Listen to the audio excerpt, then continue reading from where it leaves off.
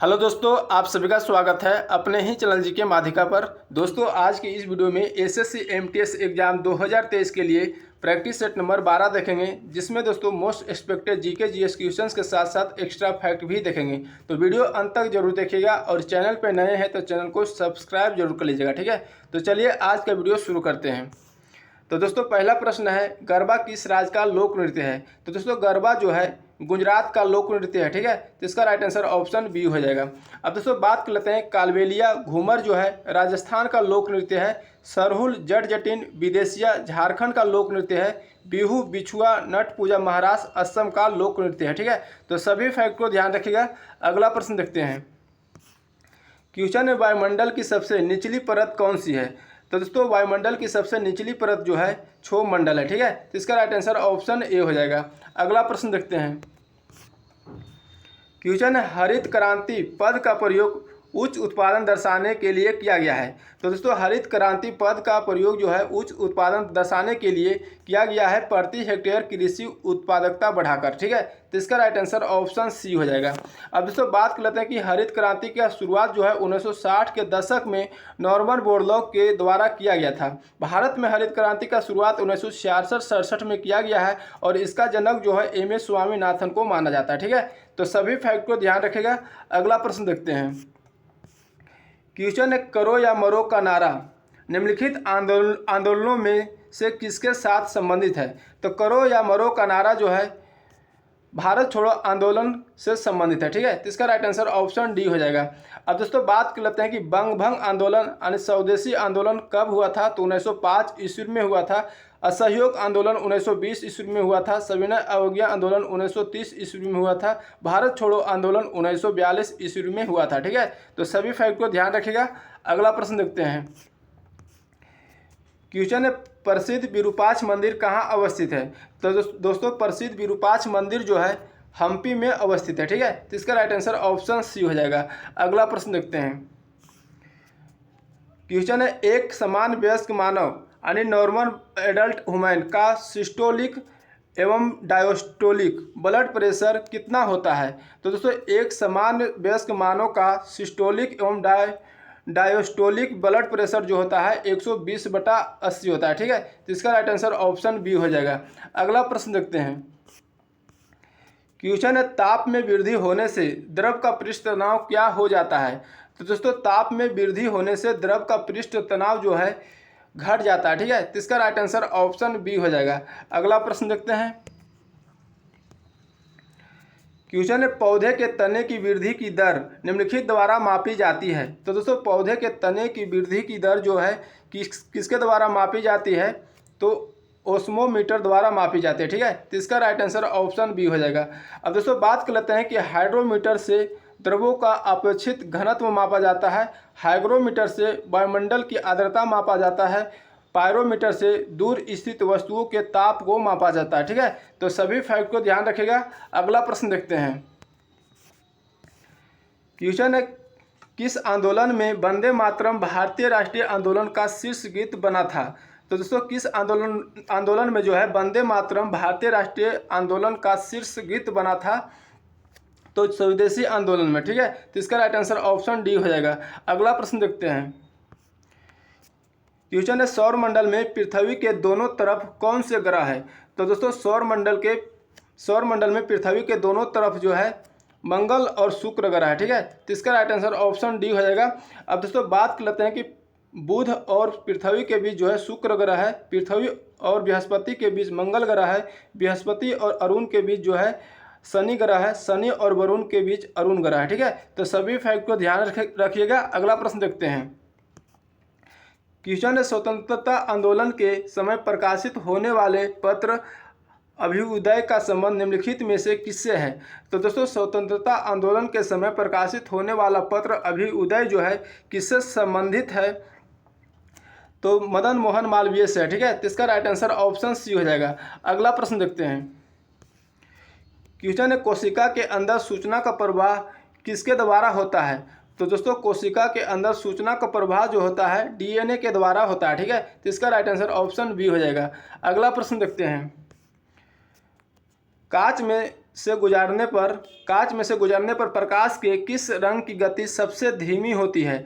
तो दोस्तों कांच में से गुजरने पर प्रकाश के बैंगनी रंग की गति सबसे धीमी होती है। ठीक है, तो इसका राइट आंसर ऑप्शन बी हो जाएगा। अब दोस्तों बात कर लेते हैं कि बैंगनी रंग का तरंगदैर्घ्य जो है सबसे कम होता है। ठीक है, सबसे कम होता है। लाल रंग का तरंगदैर्घ्य सबसे अधिक होता है। ठीक है, तो ध्यान रखिएगा सभी फैक्ट को। आगे देखते हैं, क्वेश्चन निम्नलिखित में से कौन सी कृति महाकवि कालिदास से नहीं है? तो दोस्तों कौन सी कृति जो है महाकवि कालिदास से नहीं है?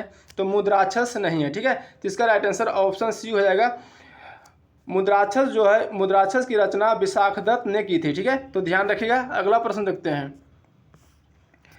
क्वेश्चन है मानव शरीर का कौन सा अंग टाइफाइड से मुख्य रूप से प्रभावित होती है? तो मानव शरीर का कौन सा अंग जो है टाइफाइड से मुख्य रूप से प्रभावित होती है? तो दोस्तों आंतें होती है। ठीक है, आंत। तो इसका राइट आंसर ऑप्शन डी हो जाएगा। अब दोस्तों बात कर लेते हैं कि टाइफाइड बीमारी जो है जीवाणु के द्वारा होता है। ठीक है, तो ध्यान रखिएगा। अगला प्रश्न देखते हैं, क्वेश्चन है किस मुगल सम्राट के संरक्षण में भित्ति चित्रकारी की शुरुआत हुई थी? तो दोस्तों किस मुगल सम्राट के संरक्षण में जो है भित्ति चित्रकारी की शुरुआत हुई थी? तो अकबर के समय। ठीक है, तो इसका राइट आंसर ऑप्शन ए हो जाएगा। अब दोस्तों बात कर लेते हैं कि चित्रकला का स्वर्ण काल जो है जहांगीर के समय को कहा जाता है, स्थापत्य कला का स्वर्ण काल शाहजहां के समय को कहा जाता है, अकबर के समय को हिंदी के साहित्य का स्वर्णकाल कहा जाता है। ठीक है, तो सभी फैक्ट को ध्यान रखिएगा। अगला प्रश्न देखते हैं, क्वेश्चन है वन डे वंडर्स पुस्तक के लेखक कौन है? तो दोस्तों वन डे वंडर्स पुस्तक के लेखक सुनील गावस्कर है। ठीक है, तो इसका राइट आंसर ऑप्शन बी हो जाएगा। अब दोस्तों बात कर लेते हैं कि सनी डेज जो है किसका पुस्तक है? तो सुनील गावस्कर का है। State for the heart Kapil Dev का है। ठीक है, तो सभी फैक्ट को ध्यान रखिएगा। अगला प्रश्न देखते हैं,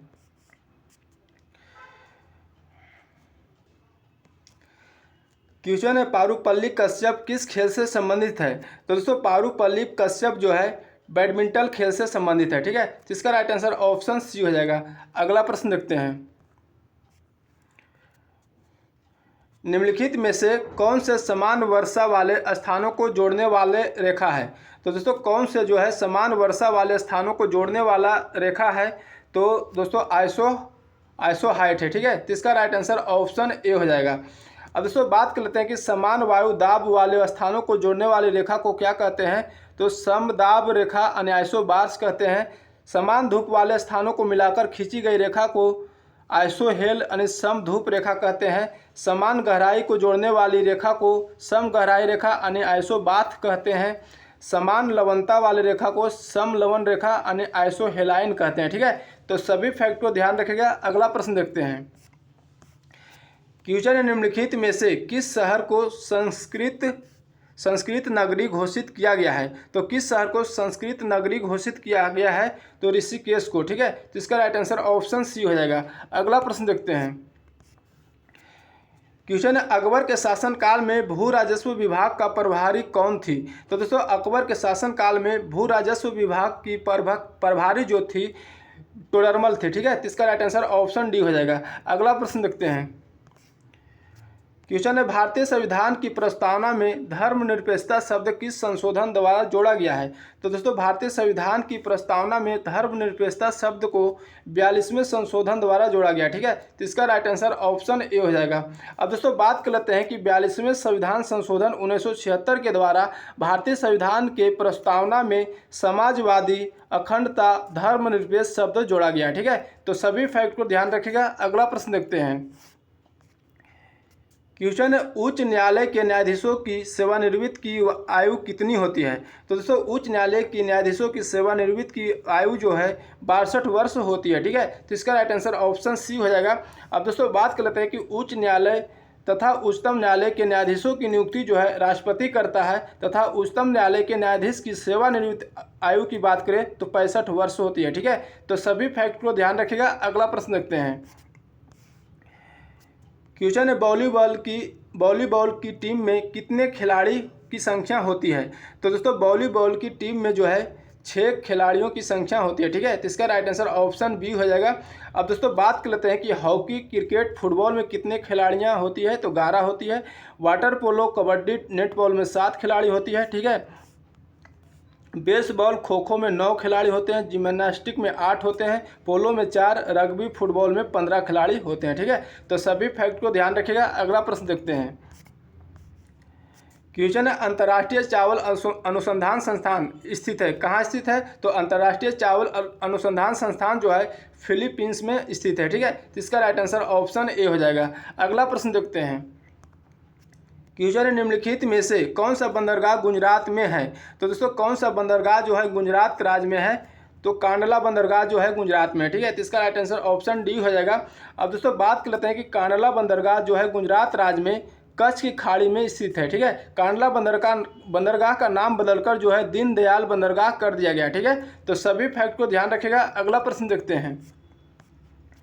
क्वेश्चन आईएमएफ के भारत में नए कार्यकारी निदेशक कौन बने हैं, तो दोस्तों आईएमएफ के भारत के नए कार्यकारी निदेशक जो है केवी सुब्रमण्यम बने हैं। ठीक है, तो इसका राइट आंसर ऑप्शन बी हो जाएगा। अगला प्रश्न देखते हैं। क्वेश्चन निम्नलिखित में से कौन सा अंतर्राष्ट्रीय टेनिस टूर्नामेंट ग्रास कोर्ट पर आयोजित किया जाता है, तो दोस्तों कौन सा जो है अंतर्राष्ट्रीय टेनिस टूर्नामेंट जो है ग्रास कोर्ट पर आयोजित किया जाता है, तो विंबलडन। ठीक है, विंबलडन इसका राइट आंसर हो जाएगा, तो डी इसका राइट आंसर हो जाएगा। ठीक है, ऑस्ट्रेलियन ओपन तथा यूएसए ओपन जो है हार्ड कोर्ट पर खेला जाता है, और जबकि फ्रेंच ओपन जो है मिट्टी पर खेला जाता है। ठीक है, तो सभी फैक्ट को ध्यान रखिएगा। अगला प्रश्न देखते हैं। क्वेश्चन, जहांगीर खान किस खेल में प्रसिद्ध है, तो दोस्तों जहांगीर खान जो है स्क्वैश खेल में प्रसिद्ध है। ठीक है, तो इसका राइट आंसर ऑप्शन ए हो जाएगा। अगला प्रश्न देखते हैं। किस अभिनेता की आत्मकथा का शीर्षक खुल्लम खुला है। ठीक है, तो दोस्तों खुल्लम खुला जो है किस अभिनेता की आत्मकथा है, तो ऋषि कपूर की। ठीक है, तो इसका राइट आंसर ऑप्शन सी हो जाएगा। तो दोस्तों आज की वीडियो यहीं तक रहने देते हैं, फिर मिलेंगे अगले वीडियो में नए सेट के साथ। अगर वीडियो अच्छा लगा तो लाइक करिएगा, चैनल पे नए हैं तो चैनल को सब्सक्राइब करके बेल आइकन जरूर दबा लीजिएगा। जय हिंद।